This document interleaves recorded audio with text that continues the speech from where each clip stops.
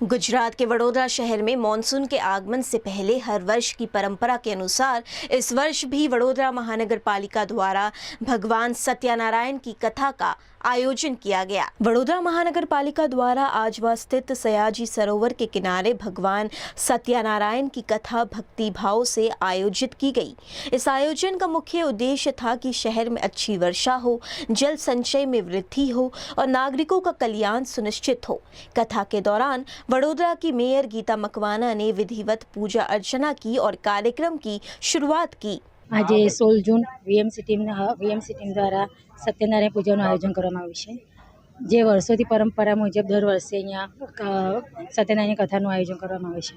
તો આજે અમે સત્યનારાયણની પૂજા પાઠ કરી છે અને સાથે સાથે વીએમસીની ટીમ તેમજ કાઉન્સિલર પણ જોડાયા છે અને ભગવાનને પ્રાર્થના કરી છે કે સારો એવો વરસાદ પડે અને પાણીની કોઈ સમસ્યા ન રહે અને વિસ્તારના લોકોને પૂરતા પ્રમાણમાં પાણી મળી રહે તે માટે પૂજા प्रार्थना करी है। इस अवसर पर वडोदरा म्युनिसिपल कमिश्नर अरुण महेश बाबू, स्टैंडिंग कमेटी के अध्यक्ष वर्षा व्यास, कॉरपोरेटर्स, विभिन्न समितियों के पदाधिकारी सहित महानगर पालिका के अधिकारी और कर्मचारी उपस्थित थे।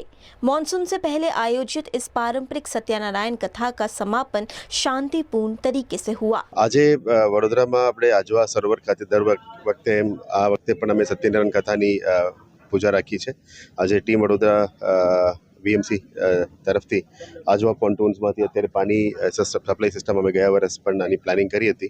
आ वखते अमे टूंका समयमां आनी लॉन्चिंग पण करवाना छे, जेथी करीने वडोदरा शहेरमां 125 एमएलडीनुं पानी खेंचाणनुं सिस्टम पण अमे शरू करी देवाना छे।